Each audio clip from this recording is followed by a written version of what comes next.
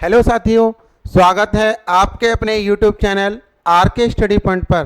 तो साथियों, जैसा कि आपको पता है कि अपने यूट्यूब चैनल पर कम्प्लीटली अर्थमेटिक मैथ फिनिश हो चुका है। उसके बाद अब हम स्टार्ट कर रहे हैं एडवांस मैथ। एडवांस मैथ को बिल्कुल बारीकी से समझेंगे, पॉइंट बाई पॉइंट क्लियर करते चलेंगे और क्वेश्चन की साथ ही साथ प्रैक्टिस भी करते चलेंगे। तो साथियों, आज मैं आपको एडवांस मैथ में आपको मैं पढ़ाऊंगा 2D मेंसुरेशन, जिसको हम द्विविमीय ज्यामिति कहते हैं। और उसमें आपका जो आज का अपना पहला टॉपिक होगा वो मैं एक साथ आपको कवर कराऊंगा रेक्टेंगल एंड स्क्वायर को, आयत और वर्ग को एक पॉइंट बाई पॉइंट क्लियर करके पढ़ेंगे। आपका कोई भी डाउट इस क्लास को लेने के बाद रेक्टेंगल एंड स्क्वायर से नहीं बचेगा। तो स्टार्ट करता हूं मैं बिल्कुल बेसिक पॉइंट, जीरो लेवल से मैं स्टार्ट करूंगा। जिनको कुछ भी नहीं आता, जिन्होंने कभी स्क्वायर या रेक्टेंगल मतलब वर्ग या आयत नहीं भी पढ़ा है, उनको भी एकदम अच्छे से समझ में आएगा। बस आप क्लास को कंप्लीट लीजिए और शांति से लीजिए। तो स्टार्ट करते हैं। आज का जो अपना टॉपिक है स्क्वायर एंड रेक्टेंगल, वर्ग एवं आयत। तो चलिए स्टार्ट करता हूं मैं। जैसा कि आपको सामने स्क्रीन पर दिख रहा होगा कि मैंने ये चित्र बना रखा है, एक फिगर ये है, एक फिगर ये है। अब देखिए, इसको हम वर्ग कहते हैं और इसको हम क्या कहते हैं, आयत कहते हैं। पहले हम इनमें सिमिलरिटी समझेंगे कि कौन सी फिगर को हम वर्ग कहते हैं और कौन से फिगर को हम आयत कहते हैं। तो देखिए, जैसा कि आपको चित्र को देखकर पता चल रहा है कि एक ऐसी आकृति जिसमें चार तो साइड होती हैं, देखिए उसमें भी चार साइड है, मतलब उसमें भी चार भुजाएं, इसमें भी चार भुजाएं हैं। एक ऐसी आकृति जिसकी सभी भुजाएं बराबर होती हैं। देखिए इस भुजा की भी लंबाई कितनी है, ए, इस भुजा की भी लंबाई कितनी है, ए, इस भुजा की भी कितनी लंबाई है, ए, और इस भुजा की भी कितनी लंबाई है, ए। तो पहली आपकी अगर डेफिनेशन आप देखेंगे तो ये समझेंगे कि एक ऐसी आकृति जिसकी चारों भुजाएं आपस में क्या होती हैं, बराबर होती हैं, उसे हम वर्ग कहते हैं। अब देखिए, लेकिन इसमें क्या समझेंगे आप, इसमें आप ये समझेंगे कि एक ऐसी आकृति जिसकी आमने सामने की भुजाएं बराबर होती हैं। जैसे मैं कहूं कि AD बराबर है BC के और AB बराबर है CD के। इसका मतलब है जिसमें आमने सामने की भुजाएं समान होती हैं, बराबर होती हैं और समांतर भी होती हैं, उन्हें हम कहते हैं, उसे हम कहते हैं आयत। और जिसमें चारों भुजाएं बराबर होती हैं उसे हम कहते हैं वर्ग। तो आपको ये डेफिनेशन अच्छे से समझ में आई होगी कि चार भुजाओं की एक ऐसी आकृति जिसमें सभी भुजाएं क्या होती हैं, बताइए, समान होती हैं और एक दूसरे के समांतर भी होती हैं, उन्हें हम कहते हैं वर्ग कहते हैं। और एक ऐसी आकृति चार भुजाओं वाली जिसकी आमने सामने की भुजा समांतर भी होती हैं और बराबर भी होती हैं, उन्हें हम क्या कहते हैं, बताइए, उसे हम कहते हैं आयत कहते हैं। अब देखिए नोट और क्या हो सकता है, इसमें भी प्रत्येक कोण कितने डिग्री का होता है, 90 डिग्री का होता है।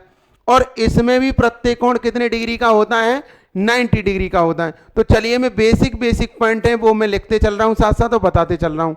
पहली बात सुनिएगा, पहला पॉइंट जो इसमें सबसे इंपॉर्टेंट पॉइंट है वो ये बनेगा कि देखिए सभी भुजाएं आपस में क्या हैं, सभी भुजाएं आपस में बराबर हैं। तो देखिए मैं भुजाएं लिख रहा हूं, AB, ये जो AB भुजा है वो किसके बराबर है, बताइए, BC के बराबर। बताइए CD भी बराबर है, बराबर। बताइए DAB या AD भी बराबर है।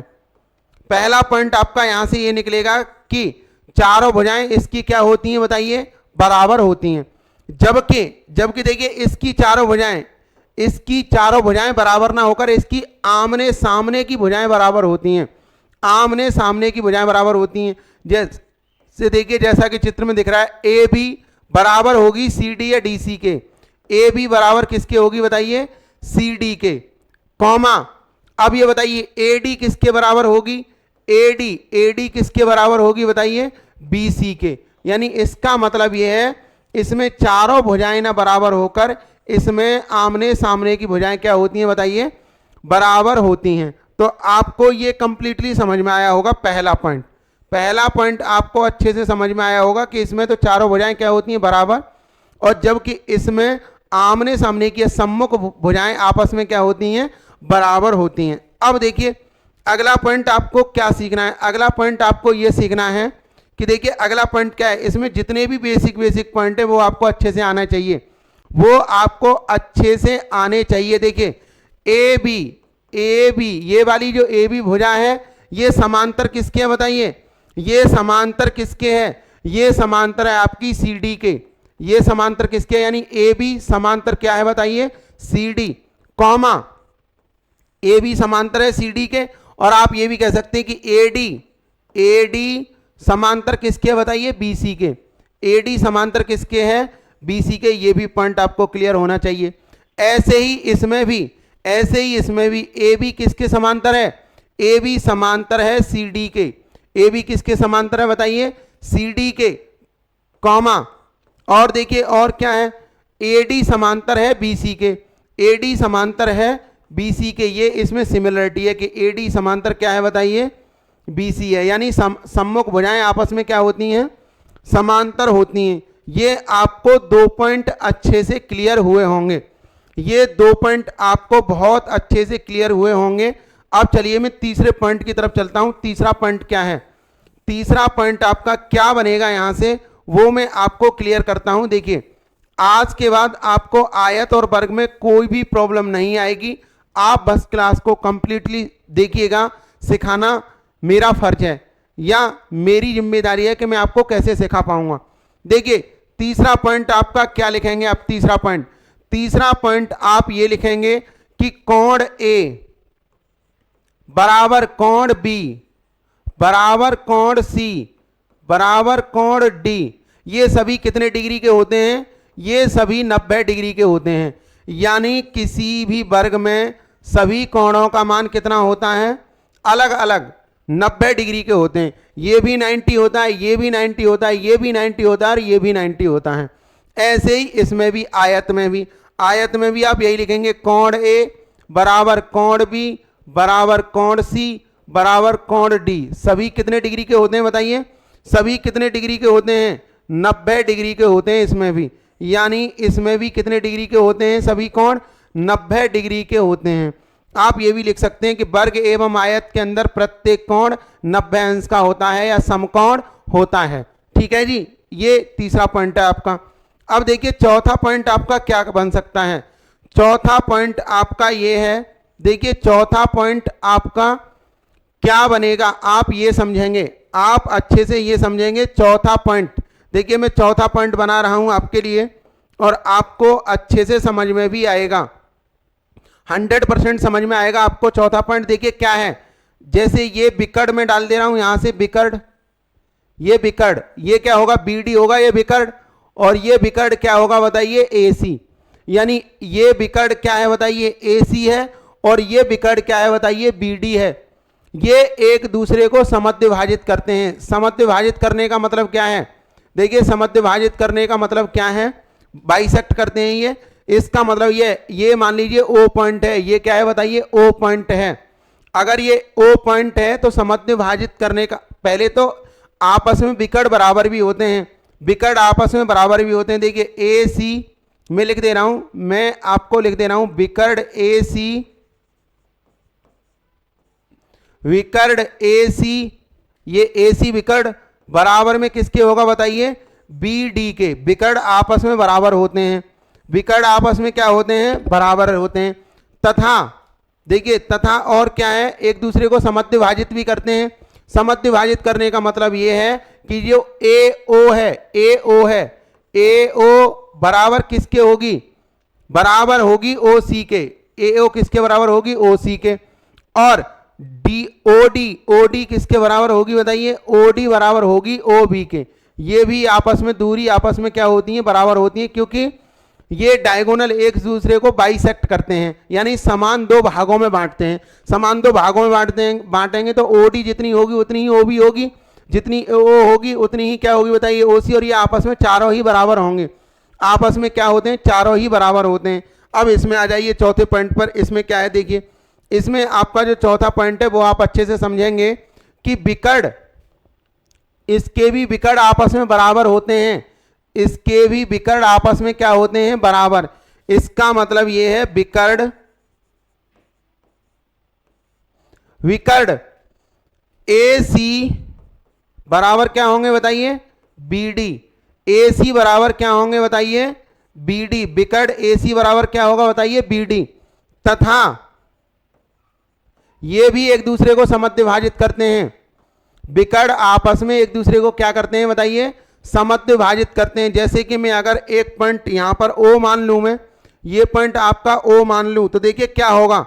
अगर मैं आपका ये वाला पॉइंट ओ मान लूं तो देखिए ए ओ बराबर किसके होगी, ओ सी के। ए ओ बराबर किसके होगी, ओ सी के। और ओ बी बराबर होगी ओ डी के। ओ बी बराबर किसके होगी बताइए, ओ डी के। तो आपको ये पॉइंट भी क्लियर होने चाहिए कि विकर्ण आपस में बराबर होते हैं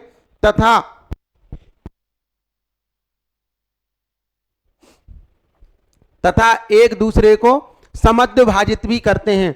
तो आपको ये पॉइंट भी क्लियर होना चाहिए कि विकर्ण आपस में बराबर भी होते हैं और एक दूसरे को समद्विभाजित भी करते हैं। अब देखिए, अब एक जो सबसे ज्यादा इंपॉर्टेंट पॉइंट है वो है आपका पांचवा पॉइंट आपका बहुत ज्यादा इंपॉर्टेंट है।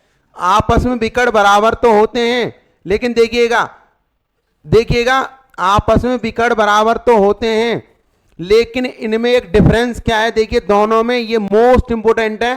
कोई आपसे पूछे कि आयत और वर्ग के विकर्ण में क्या संबंध होता है, तो देखिए आपको ये पांचवा पॉइंट अच्छे से ध्यान रखना है। यही सबसे ज्यादा इंपॉर्टेंट है, ये पांचवा पॉइंट। देखिए पांचवा पॉइंट क्या है, पांचवा पॉइंट ये है कि ये एक दूसरे को 90 डिग्री पर काटते हैं। कितने डिग्री पर काटते हैं, 90 डिग्री पर एक दूसरे को बाइसेक्ट करते हैं। और जबकि आयत के नहीं करते,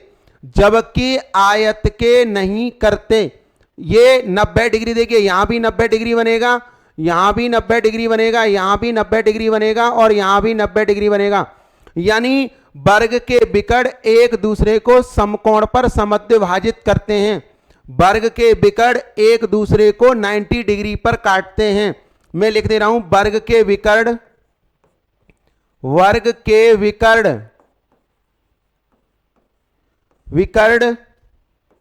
एक दूसरे को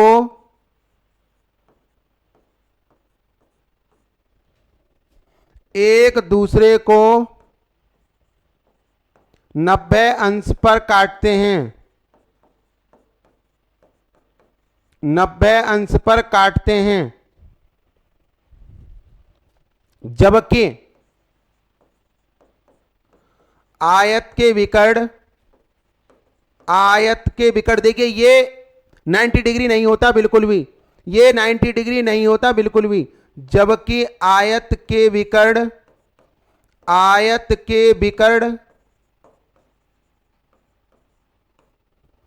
एक दूसरे को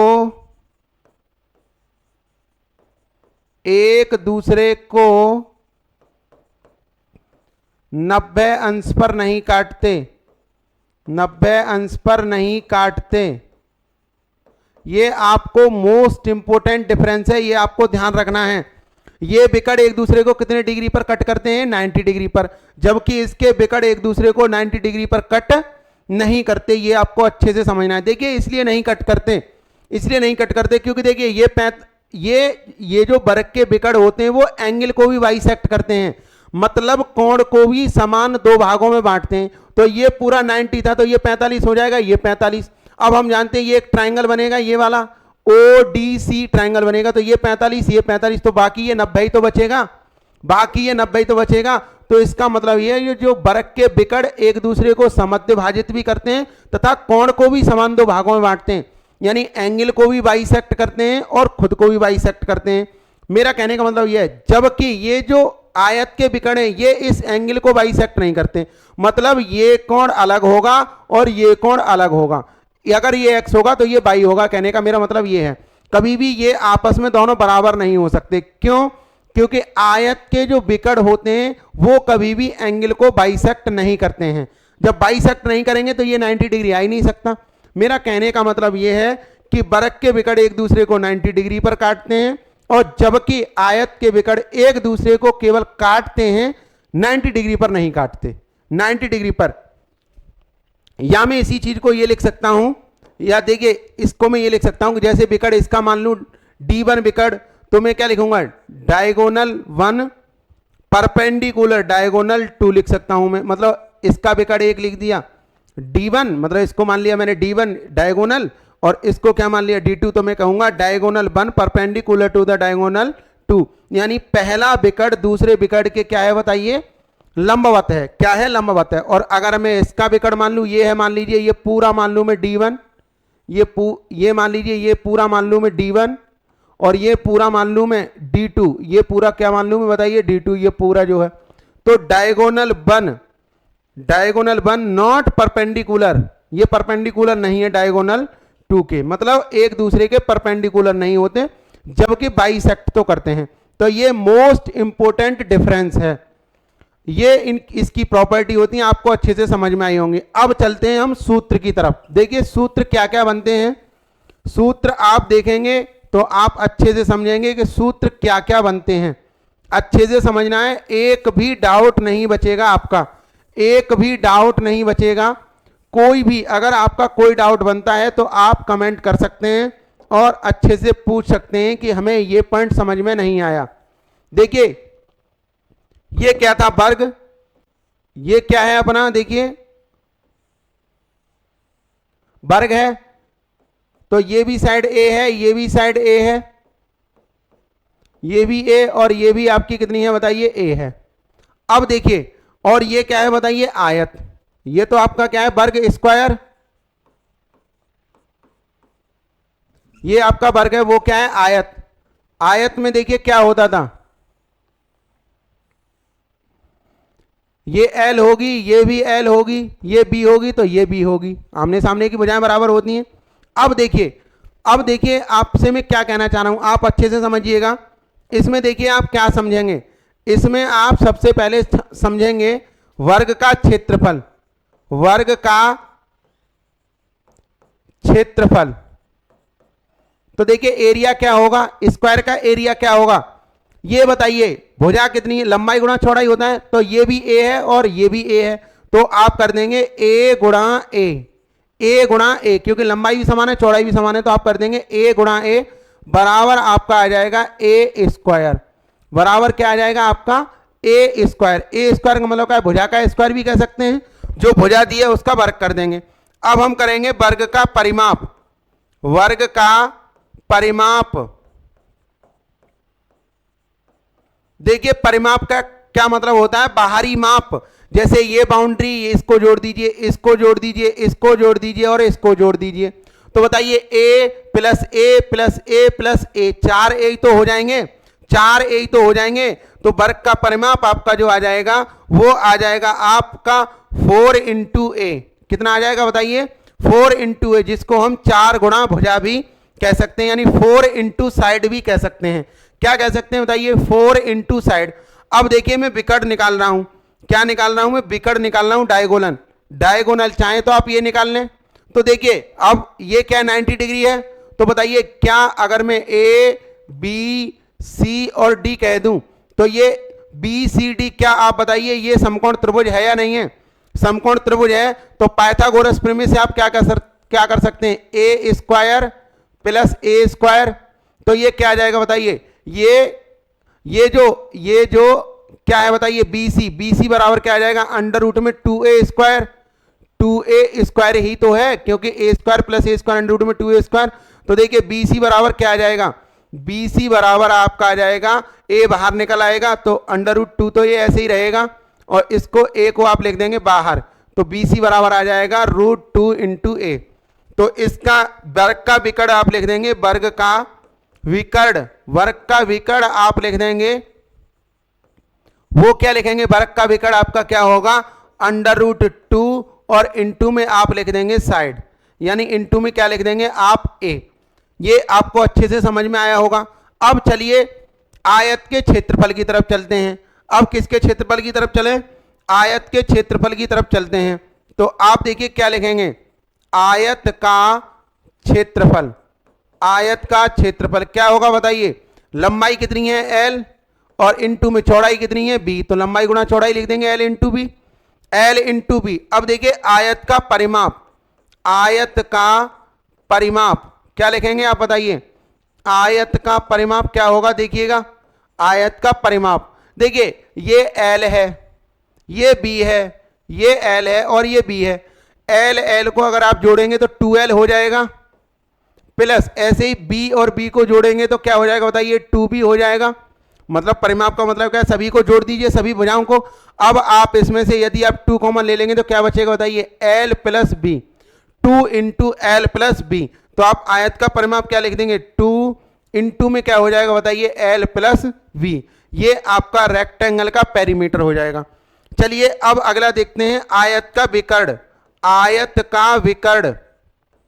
देखिए आयत का विकर्ण क्या होगा, आयत का विकर्ण, आप देखिए आयत का विकर्ण कैसे निकाल सकते हैं, वही आप इसको मिला दीजिए इसको, तो ये क्या हो जाएगा बताइए, अंडर रूट में एल स्क्वायर और प्लस के क्या हो जाएंगे बताइए, बी स्क्वायर।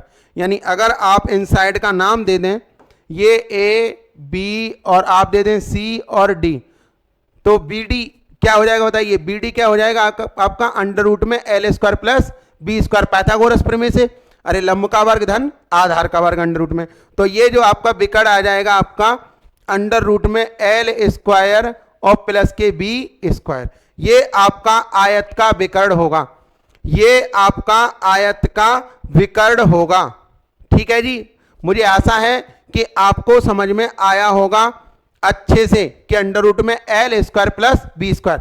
देखिए यहां से कभी कभी वर्ग का क्षेत्रफल, कभी कभी वर्ग का क्षेत्रफल विकर्ण की फॉर्म में पूछ लेता है, कभी कभी वर्ग का क्षेत्रफल किसकी फॉर्म में पूछ लेता है, विकर्ण के रूप में पूछ लेता है। तो देखिए क्या मैं यहां से a का मान, क्या मैं यहां से a का मान विकर्ण बट्टे अंडर रूट 2 लिख सकता हूं, क्या मैं यहां से a का मान, क्या मैं यहां से a का मान विकर्ण बट्टे अंडर रूट 2 लिख सकता हूं। अब देखिए मैं यहीं से बना रहा हूं फॉर्मूला, तो देखिए आपको कुछ भी नहीं करना, a का मान क्या था, विकर्ण बट्टे अंडर रूट 2, तो आप देखिए क्या लिखेंगे, ये लिख देंगे a का मान यानी विकर्ण अपॉन में क्या था बताइए, अंडर रूट 2 का होल स्क्वायर ही तो है, अरे का होल स्क्वायर ही तो है क्योंकि भुजा का स्क्वायर है। तो आप इसको क्या लिख देंगे बताइए, विकर्ण का स्क्वायर, विकर्ण का स्क्वायर और अपॉन में क्या हो जाएगा, देखिए अंडर रूट स्क्वायर से हट जाएगा तो ये आ जाएगा विकर्ण बट्टे 2, क्या आ जाएगा बताइए, विकर्ण का स्क्वायर अपॉन में क्या हो जाएगा 2। तो आप ये भी ध्यान अच्छे से रखेंगे कि जब कभी भी वर्ग का विकर्ण दिया हो तो क्षेत्रफल का फॉर्मूला होता है आपका विकर्ण का वर्ग और अपॉन में क्या होता है 2। तो ये थी आपकी बेसिक क्लास आयत एवं वर्ग की। मुझे आशा है कि आपको एडवांस मैथ की पहली क्लास बहुत अच्छी लगेगी और आपका कोई भी डाउट नहीं रहा होगा। तब तक के लिए जय हिंद, सभी के लिए धन्यवाद।